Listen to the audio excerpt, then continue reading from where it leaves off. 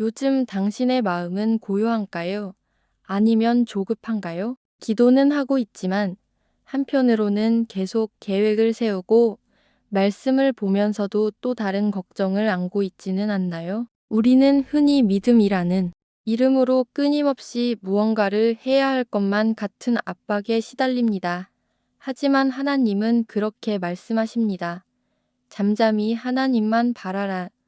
오늘은 이 말씀 속에 담긴 하나님의 음성을 조용히 들어보는 시간을 가져보려 합니다. 오늘의 말씀 시편 62편 5절. 나의 영혼아 잠잠히 하나님만 바라라. 무릇 나의 소망이 그로부터 나오는도다. 시편 62편은 다윗이 삶의 깊은 위기 속에서 남긴 고백입니다. 그는 외적의 공격과 내면의 혼란 속에서 자신의 영혼을 향해 이렇게 말합니다. 잠잠히 하나님만 바라라. 이 구절은 단순히 마음을 가라앉히자는 위로나 자기 최면이 아닙니다. 불안에 휘둘리는 자신의 내면을 붙잡기 위해 믿음으로 스스로에게 던진 결단의 언어입니다. 잠잠하다는 말은 단지 조용히 있다는 의미를 넘어서 히브리어로는 기다리다, 의지하다, 멈추다라는 뜻을 내포합니다.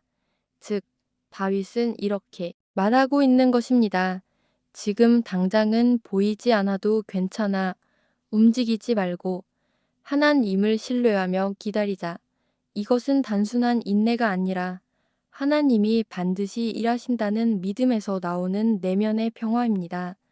우리의 일상은 늘 바쁩니다. 문제가 생기면 해결책을 찾으려 애쓰고 사람에게 의지하고 정보와 경험 속에서 답을 구합니다.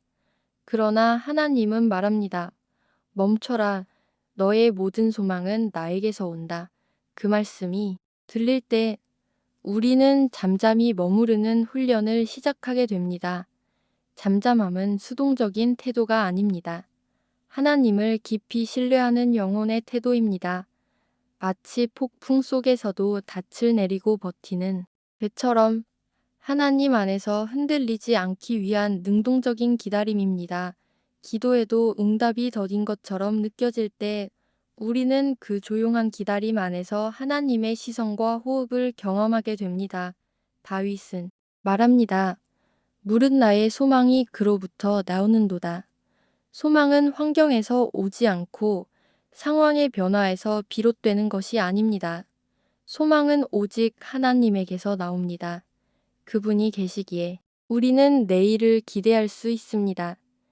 그분이 말씀하셨기에 오늘을 견딜 수 있고 그분이 함께 하시기에 어제의 흔들림을 딛고 다시 일어설 수 있습니다. 하나님은 침묵 가운데 가장 크게 말씀하시는 분입니다. 우리가 조용히 하나님만 바라볼 때 세상의 소음과 내면의 불안을 벗겨내고 그분의 시선에만 집중하게 됩니다. 그 순간 비로소 우리는 그분의 위로와 인도하심을 들을 수 있습니다. 잠잠함은 연약함이 아니라 선택입니다. 혼란 속에서도 조용히 하나님께 머무르기로 결정하는 것.